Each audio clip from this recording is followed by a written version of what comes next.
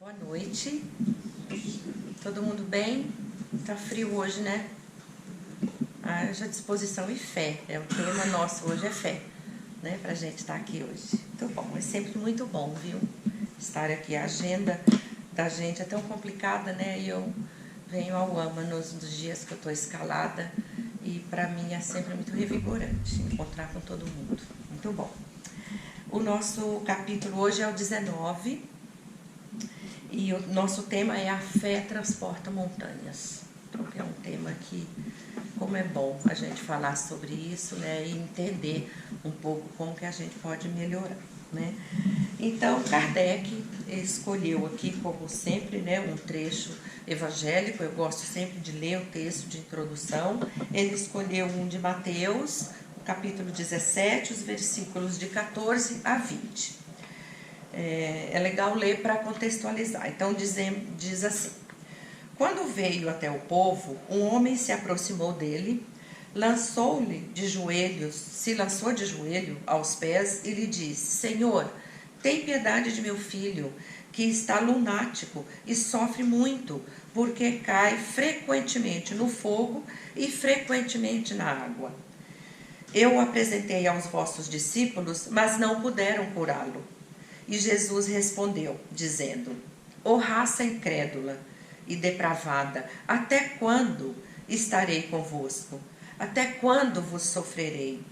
Trazei-me aqui essa criança. E Jesus, tendo ameaçado o demônio, ele saiu da criança, que foi curada no mesmo instante. Então os discípulos vieram encontrar Jesus em particular e perguntaram para ele: por que não podemos nós outros expulsar esse demônio? Jesus respondeu: por causa da sua incredulidade.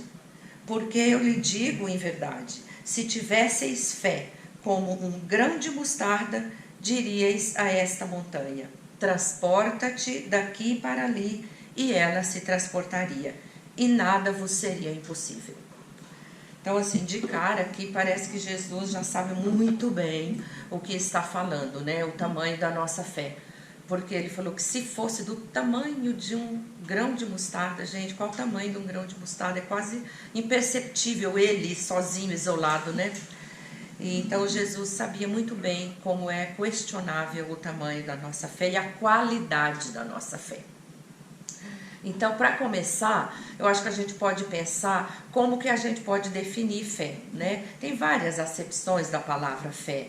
Eu acho que, em primeiro plano, no sentido comum, a gente se apartando aqui de religião e do evangelho, a fé é o quê? A fé é uma confiança, né? É uma confiança que você tem em alguém ou em algo. É a confiança de que algo vai acontecer, é a confiança em si mesmo. Não é? Kardec fala aqui no Evangelho que quem confia em si e tem a fé em si mesmo é capaz de construir coisas materiais, é capaz de executar coisas, né? Então, eu tenho fé em mim, isso é importante a gente pensar. Por exemplo, licença para dar um exemplo pessoal. Sábado agora eu saio para uma caminhada anual que eu faço de 250 quilômetros. Eu tenho fé que eu vou conseguir. Sábado, 5 horas da manhã, já estarei em pé para começar a caminhar. Eu não apenas acredito que eu vou fazer, tenho fé em Deus. Eu tenho fé em Deus. Mas neste caso não adiantaria só ter fé em Deus. Eu preciso ter fé em mim também. Porque fé requer atitude, né? Então eu tenho fé que eu vou conseguir andar isso tudo durante uma semana. Então, no sentido comum, a gente pode definir fé como essa confiança que a gente tem na gente e no outro. Mas vamos nos ater, então, aqui ao Evangelho. E unicamente vamos explorar o tema fé do ponto de vista aqui do Evangelho, do ponto de vista moral, né? A fé do ponto de vista moral que a gente deve perseguir tem que ser uma fé robusta, né? Uma fé que persevera, uma fé que dá para a gente a perseverança, uma fé profunda, fecunda, né? Aquela que a gente vai encontrar força, recursos, para que a gente busque meios para chegar onde a gente quer. Essa fé robusta, ela dá energia pra gente não fraquejar, pra gente não desistir. Então, esta fé é a fé que Jesus traz aqui para nós. E quando ele fala das montanhas, que se a fé nossa fosse do tamanho de um grão de mostarda, a gente ia dizer, montanha, sai daqui e vá para lá, e a montanha obedeceria. É claro que ele não está dizendo das montanhas aí, das que eu vou subir, né, na semana que vem, as montanhas de pedra. Ele está falando das montanhas que são nossas resistências. É simbólico o que ele está dizendo. Essas montanhas são o egoísmo, são a vaidade, são a cegueira do fanatismo, a maledicência, o julgamento. Todas essas antivirtudes que a gente convive porque somos seres falíveis. Nós estamos em construção. Então, eu não sei vocês, mas eu não conheço alguém, ou conheço muito poucas pessoas que eu posso dizer, esta é uma pessoa que tem uma fé robusta, sempre, né? Porque a fé vacila, tem a fé vacilante, né? Essa fé vacilante, ela não dá essa perseverança que a gente tem quando a nossa fé é profunda. Essa fé que balanceia, né? Que titubeia, que no primeiro mau grado a gente já espragueja tudo e já fala, tá vendo? Tudo dá errado. Essa fé, ela dá incerteza, ela não dá perseverança para nós. Então, a gente tem que pensar e nas nossas orações, a gente pedir para aumentar a nossa fé, melhorar a qualidade da nossa fé, porque a gente tem fé. Estar aqui agora, numa noite fria, não é? No final já da semana, todo mundo trabalha, cansado, é porque tem fé. Está aqui porque tem, né, um interesse de se conectar com essa energia, ouvir a palavra aqui do Evangelho, não é verdade? Então, essa fé que a gente busca é uma fé que não é frágil, não é uma fé que titubeia facilmente, né? É uma fé que busca mais certezas do que incertezas. É essa que a gente tem que procurar, porque essa que vacila, essa fé fraca, que é menor, assim, do que muito menor que um grão de mostarda, ela faz a gente acomodar. Você acredita, você fica ali, você acha que vai dar certo e você não procura meios de alcançar o que você precisa, né? O que você busca, as suas necessidades, né? Fé precisa de ação. Eu falei que eu vou caminhar, então eu falei, eu tenho fé em mim que eu vou caminhar. E tenho fé em Deus, que vai me dar energia, né? Essa fé vai me dar energia, me deu, e eu fui buscar os meios para eu fazer a caminhada. Eu fui treinar, eu fui cuidar da minha saúde. Não basta só ter a fé, a gente precisa agir, porque senão a gente fica sentado esperando que as coisas aconteçam. Resolve? Não resolve. Não é? Não adianta só ter esse tipo de fé. A gente precisa ter uma fé com atitude. A gente precisa ir buscar. Sabe como que Emmanuel, lá no Consolador, para quem já leu, vai lembrar desse trecho, Emmanuel define fé como aquela confiança, assim, inabalável, né, no coração da gente. Ele fala que é uma crença luminosa da existência de Deus que ultrapassa a crença religiosa. Olha que legal. Quando Emmanuel fala que a fé verdadeira ultrapassa, transcende a fé religiosa, ele está nos dando licença para a gente apartar as duas coisas. E quando a gente fala sobre isso, é muito fácil alguém pensar assim, olha lá, né? É essa fé do espírita, né, que não fala da religião, é uma fé apartada da religião, é uma fé que tem raciocínio, né, não é uma fé, ou acreditar por acreditar, né, não é uma fé que é cega. Então, quando Emmanuel traz para a gente essa definição, se a gente for pensar, ele fala, é uma crença que transcende a fé religiosa. A gente já pode até pensar que existe um paralelo aí que a gente separa crença de fé. Crença é diferente de fé. Vocês já pararam para pensar nisso? Crença, quando você acredita em alguma coisa apenas, você tem uma crença, é algo que pode acontecer.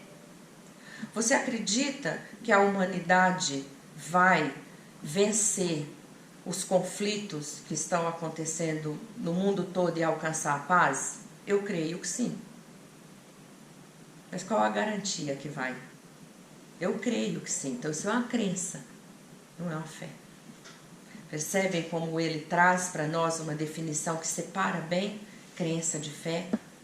A fé, ela está no nosso coração. E ela está lá. A gente precisa desenvolvê-la. Então, mas para a gente desenvolver essa fé, a gente precisa voltar a nossa atenção até para essa semântica aí das palavras, né? Porque senão a gente entra num modo automático.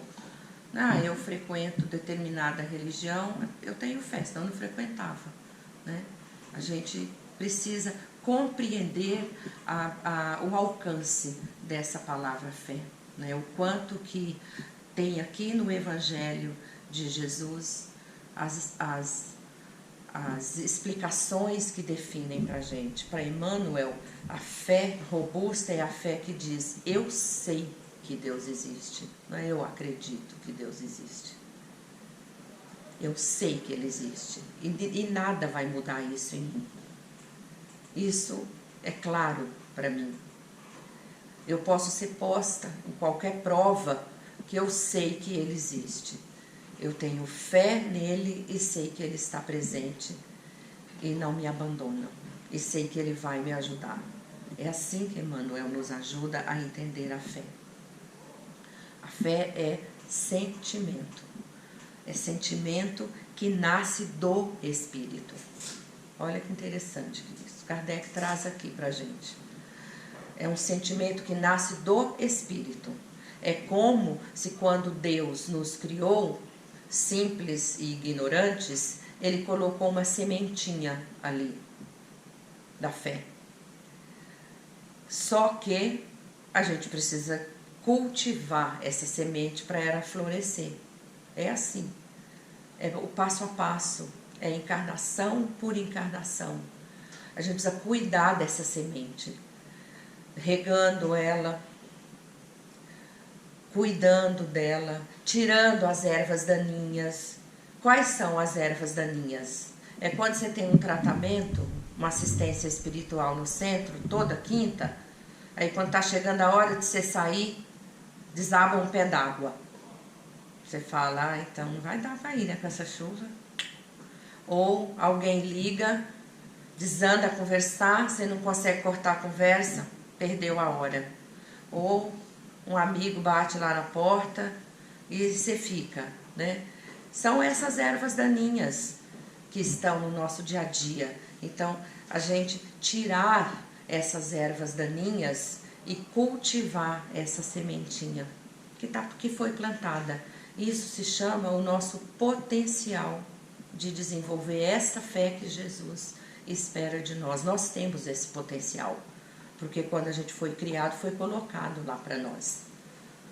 Só que a gente tem que desenvolver, é que nem criança.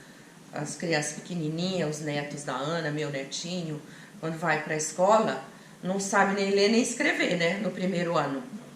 Mas ele tem o potencial de aprender. Para isso precisa de uma ação. Ele precisa frequentar, precisa estudar, ele vai aprender, ler e escrever. Com o espírito é igual. A gente tem esse potencial. Então, reencarnação após reencarnação, a gente vai cultivando a nossa semente, ela vai florescer, virar um carvalho. Aí é uma fé fecunda, né? Profunda e robusta. É o desenvolvimento.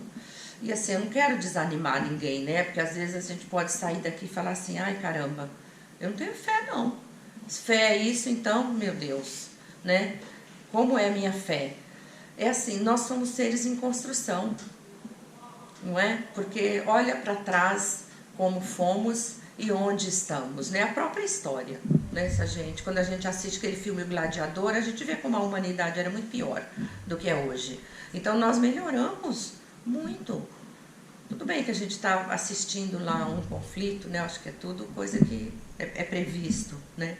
Mas a gente acreditar que, embora de vez em quando a nossa fé vacile, nós temos o potencial de ter essa fé robusta, essa fé verdadeira.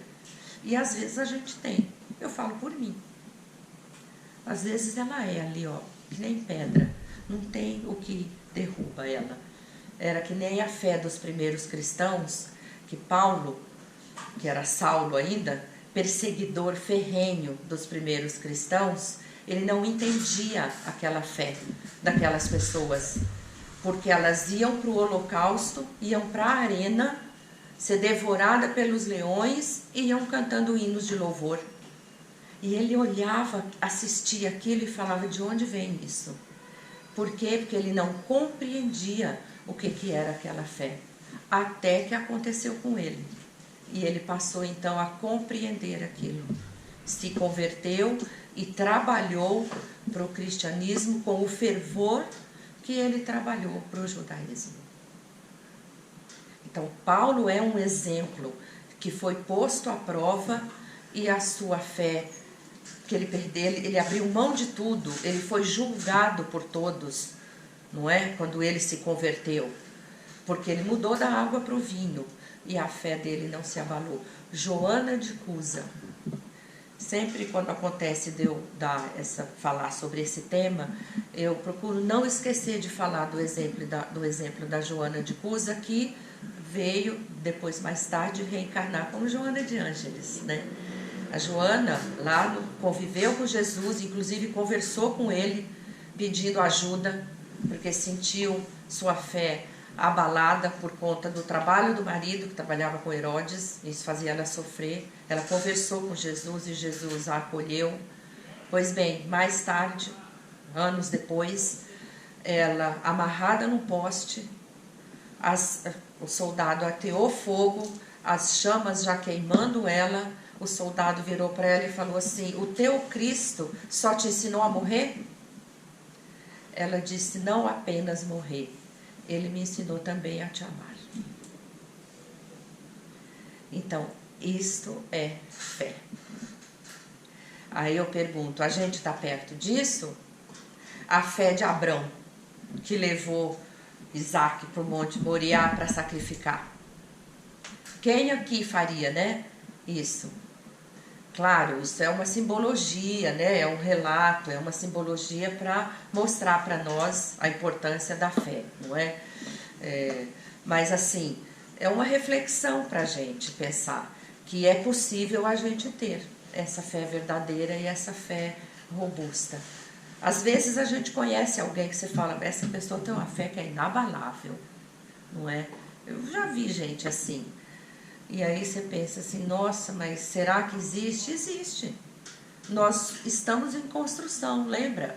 Pode ter, a gente convive com espíritos que tanto já estão mais adiantados como menos adiantados do que nós. Se a fé é a construção, é o desenvolvimento, reencarnação após reencarnação, se a gente conhece alguém que tem uma fé mais desenvolvida e mais robusta que a nossa, é sinal que é alguém que já esteve aqui mais vezes que nós, não é? E nós também vamos chegar lá. O mais importante é a consciência da fé. É a gente ter a consciência que a gente não precisa frequentar religião nem templo religioso. Aqui de cara, Kardec já aparta as duas coisas, e Emmanuel também, quando ele fala que a fé verdadeira ultrapassa a crença religiosa, não é? No Céu e Inferno, o Kardec, ele fala que a fé, que foi o que aconteceu com Paulo, ele fala que a fé, você crê porque você compreende, e você compreende porque você raciocina. Então a fé verdadeira, ela encara a razão cara a cara. Então veja, a fé, ela está ligada diretamente ao nosso raciocínio, a fé verdadeira. Porque senão ela se torna uma fé cega. E a fé cega gera o quê? Incredulidade. Por quê? Porque a criatura acredita piamente no que alguém disse para ela. Tirando do campo religioso, o que a gente vê hoje, né? Na nossa vida. Acredita em tudo que ela ouve e não vai se inteirar do que está ouvindo. Isso é uma fé cega. Aí não acontece. A fé cega, eu tenho fé. Não acontece o que ela desejava, ela passa a não ter fé nenhuma mais. Então essa fé cega, né, esse fanatismo, essa cegueira do fanatismo, leva à incredulidade. Então a fé raciocinada nos aproxima cada vez mais de Deus. A fé cega afasta.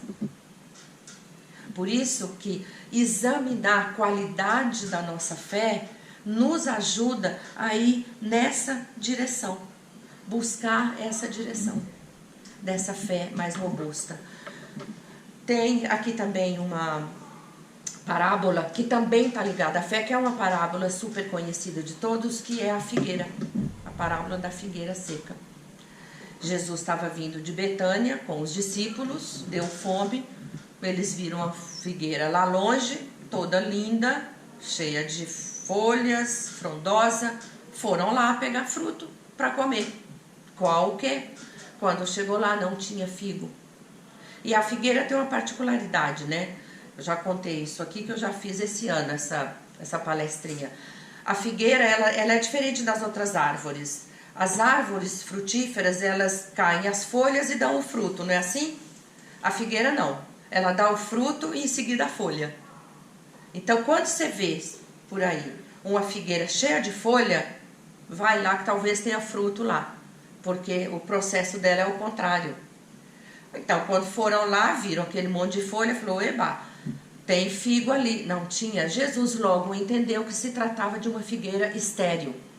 E aí ele já aproveitou para dar uma lição ali para os discípulos, dizendo, olha, esta figueira é como as pessoas que só têm fé na aparência, que são boas na aparência, mas por dentro são estéreis, são secas. E simboliza também as pessoas que têm muito para dar e nada dão. Tem muito a oferecer e nada fazem para o próximo. Pessoas assim estão condenadas à esterilidade e à secura, como esta figueira. Kardec aproveita e fala aqui dos médiuns, que isso já diz respeito a nós, né, espíritas. Porque a gente estuda a mediunidade, né, não porque todo médium é espírita, mas ele fala dos médiuns que são como essa figueira seca também, que por pouca fé, por falta de fé, acreditam serem privilegiados com aquele dom que receberam e não usam para o bem. Então, perante os olhos de Deus, uma pessoa que tem o que dá, recebeu gratuitamente e não usa para o bem, ele pode ficar sem, não vai fazer falta. Então, uma pessoa assim amanhecerá, estéril e seca, como a figueira seca. Então, é uma lição que Jesus aproveita ali para falar de novo da fé minúscula comparada com o grão de mostarda, quando ele dá esse exemplo da figueira seca. Eu gosto de encerrar sempre com uma partezinha da instrução dos espíritos, porque não dá tempo da gente falar tudo. Essa é de um espírito protetor chamado José. E olha só o que ele diz. Ele diz assim, tende fé em tudo o que ela tem de bom e de belo. Tem fé no que a fé tem de bom e no que a fé tem de belo, em sua pureza e em sua racionalidade. Que o Espírito aqui está dizendo, cuidado com a fé cega. A fé tem que ter racionalidade, tem que ter razão. Não admita a fé sem controle, a fé cega. Filha cega da cegueira. Amai a Deus, olha que interessante, amai a Deus, mas sabei por que o ama. Vejam vocês a profundidade disso aqui. Ame a Deus, mas entenda por que você ama a Deus. Você precisa pensar o porquê que você ama. Crede em suas promessas, mas sabei por que nelas credes. Segue nossos conselhos, a humildade do Espírito. Segue nossos conselhos, mas inteirai-vos do fim que vos mostramos e dos meios que vos trazemos para atingi-lo. Não é cegamente. Vai entender o porquê do conselho que a gente está lhe dando. Crede e esperai, sem jamais fraquejar. Os milagres são a obra da fé. Ou seja, coisas que a nossa ciência ainda não sabe explicar. Os milagres são obra da nossa fé. Olha o poder que nós temos. Então, se intere, raciocine, busque a razão lá no fundo para justificar a sua fé. Só para terminar, eu tive uma aula há pouco com aquele filósofo midiático Leandro Carnal, inteligentíssimo, e ele dá a aula e durante toda a aula ele diz assim: duvidem de mim, não confiem em mim, vão se inteirar do que eu estou falando. Parece que ele leu isso aqui que eu acabei de ler. Vão se inteirar do que eu estou falando. Não acreditem cegamente no que eu digo. Vão buscar o seu conhecimento. Raciocinem para justificar no que vocês estão acreditando. Não tem tudo a ver com isso aqui, com esta lição, com o que esse Espírito maravilhoso acabou de trazer para a gente? Meus irmãos, é isso. Sobre fé eu poderia ficar falando aqui mais uma meia hora, de tanto que eu gosto. Mas eu peço a todos que nessa atmosfera, com essas caras felizes, que a gente envolva a nossa irmã Ana, para que ela traga a mensagem do mentor da noite com muita alegria para nós. Muito grata.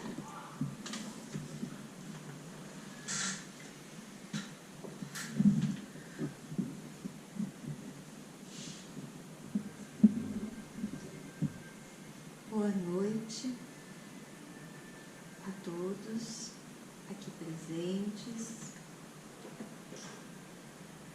esperando que todos estejam com seus corações e com seus pensamentos unidos a essa corrente de amor que todos os espíritos que aqui trabalham nesta casa, desde o começo do dia, vem prepará-la para o nosso entendimento, para o nosso esclarecimento, porque todos nós, encarnados e desencarnados, estamos em aprendizado. A humanidade, queridos irmãos, está num momento, todos nós consideramos, de bastante complexidade. E o tema da noite, a fé, essa palavra de 2 letras, com inúmeros significados, com elementos que levamos encarnações diversas para entender como construí-la. O primeiro e o grande passo é a fé em que sentimos em nós, cada um de nós, individualidade que somos, Deus, nosso Pai, o Criador. Por isso, os espíritos, quando codificaram, os espíritos da falange do Espírito de Verdade, disseram que não podiam definir Deus. Ele é a inteligência suprema, o Criador de todas as coisas, o Criador primário. Mas não havia palavras a definir. Por quê? Porque Ele é o sentir. Ele está em nossos corações. E uma vez que o sentimos, Ele nos move, através desse sentimento, a construção da fé. A humanidade, hoje, a humanidade encarnada, e todos que do plano espiritual têm condição vem abraçar este planeta para trazer um pouco mais de paz, um pouco mais de equilíbrio e principalmente de raciocínio. O raciocínio que vem através da nossa análise. Então, podemos pensar, não vamos nos envolver? Não vamos opinar? Não vamos julgar? Não, não vamos. Vamos sim acreditar. Acreditar que um pai que coloca bilhões e bilhões de seres espirituais a encarnar num planeta que se transformará, assim como todos os outros, não poderia simplesmente deixá-los ali para só sofrer e tudo acabar. A fé assim, raciocinada e lógica, nos leva a fortalecer a nossa vontade, estabelecendo sempre que possível, porque somos falíveis e através de falhas aprendemos. Estabelecer, sim, bons pensamentos. Quando alguém se propõe a fazer na culinária algum bolo, diz assim, é bom que se coloque fermento para que este bolo cresça. Mas será que ele terá qualidade? Ou só ficará grande e bonito? As nossas ações têm que ser assim. Não vamos colocar fermento naquilo que não leva para o bem, aquilo que não traz nada de bom, aquilo que apenas nos deixa mais triste, que nos faz sentir mais sem competência, incompetentes realmente, perante tudo aquilo que vem acontecendo. Vamos voltar os nossos olhos para dentro de nós mesmos, porque a sede da alma é o coração. A vontade é o espírito. Então vamos voltar para nós mesmos e dizer, nós temos fé em Deus. Ele é o Pai. Jesus, o Mestre, um Espírito puro, veio para nos dizer novamente o que não havíamos entendido.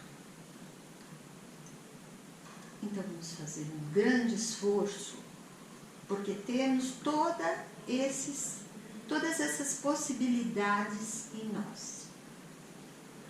Apesar do grande esforço, vamos procurar colocar para todos os outros e para nós mesmos, que é um momento que exige fé. Uma fé lógica, raciocinada, luminosa e otimista. Por que otimista? Porque sabemos que mesmo com dor, mesmo com sofrimento, mesmo com a falta da vontade, mesmo com o poder querendo imperar, o poder material, não é isso que vai nos derrubar. Pelo contrário, vai nos levar a refletir que o bem sim, foi criado por Deus. O mal foi já escolha de nós, espíritos, nos nossos trajetos evolutivos. Mas Deus é Pai. E novas chances serão dadas. Então, nesta noite, eu ouso, me atrevo e peço licença a todos vocês que vibrem conosco todos esses espíritos amigos que estão aqui comigo e que me permitiram pedir a vocês para vibrar. Paz para o planeta, luz, esclarecimento para os homens que as governam. Vamos olhar o próximo como um verdadeiro irmão, não aquele irmão carnal, mas aquele irmão que acredita que o Pai é único, é o Criador. Então estará no seu sentimento. Os desencarnes acontecem e acontecerão sempre.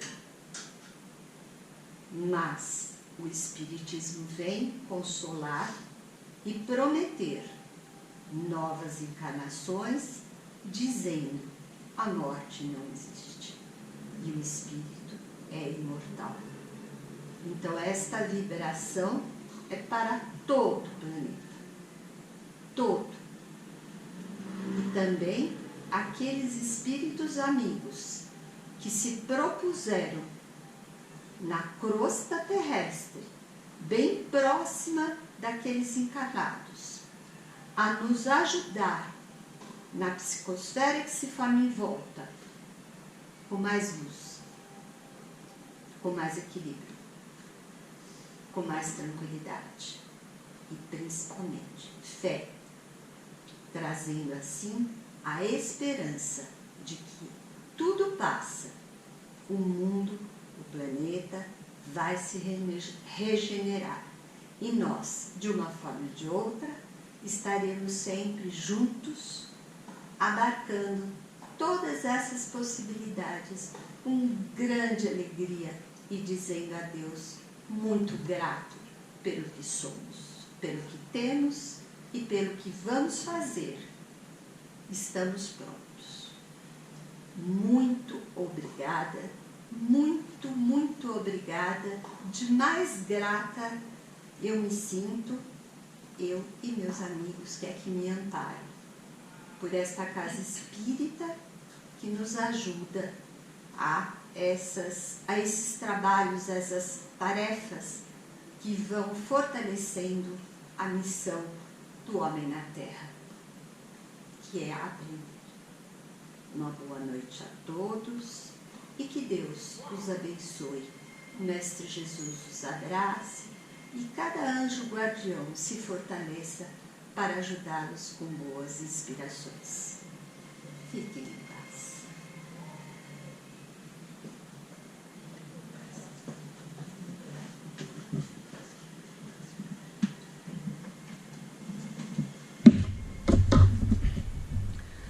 Então vamos continuar nessa vibração de amor, nessa atmosfera de paz, de luz, agradecendo a irmã que trouxe essa mensagem tão linda e tão edificante e tão necessária para nós todos e para o planeta. Então, assim, muito concentrados, com os nossos olhos fechados, vamos agradecer pelo que temos recebido e juntos vamos vibrar por todas as nações que estão em conflito e pela união das religiões. Vamos segurar na mão do nosso mentor e vamos subindo em direção ao alto. Vamos imaginar que estamos caminhando, sendo muito acolhidos, e encontramos os nossos anjos protetores, Dr. Bezerra de Menezes, o protetor aqui da nossa casa. Vamos vibrando também junto com ele.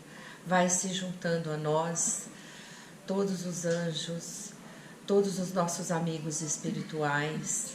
Encontramos com Maria, nossa mãezinha, que se junta a nós, trazendo mais luz e nos acolhendo com seu manto. E junto com ela, ela vai nos guiando e abrindo o caminho e nos levando até Jesus. Na sua presença, Mestre amado, seguramos a sua mão, ajoelhados numa posição de rogativa, pedimos, Mestre, que nos dê o que nós necessitamos, não necessariamente o que queremos, mas que acima de tudo nos dê força para seguir na direção do bem, do caminho da paz, para que possamos vibrar todos juntos, todos os dias, fazendo uma vibração para que os nossos irmãos sintam-se acolhidos e com a sua ajuda, Mestre, esta energia se transformará numa redoma de proteção em nosso planeta. Então, assim todos, vamos nos preparar para receber um passe agora espiritual. Vamos sentir sobre nossas cabeças eflúvios de luz que são derramados sobre nós e que neles contenham todo o amor, a paz, o lenitivo para as nossas dores e o que estamos necessitando de receber através do nosso Mestre Jesus amado, nosso mentor que está sempre ao nosso lado. Recebemos com muito amor o que nos está sendo passado agora.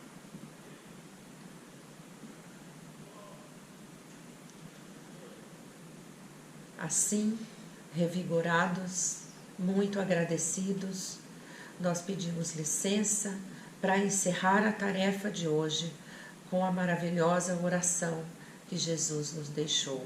Vamos mentalmente pensar cada palavra dirigindo aos nossos irmãos que estão necessitando desta ajuda espiritual. Pai nosso que estais no céu, santificado seja o vosso nome. Venha a nós o vosso reino, seja feita a tua vontade, assim na terra como no céu. O pão nosso de cada dia nos dai hoje, Senhor. Perdoa nossas ofensas, como devemos sempre perdoar a quem nos tem ofendido.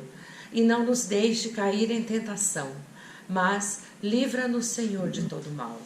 Graças a Deus, graças a Jesus.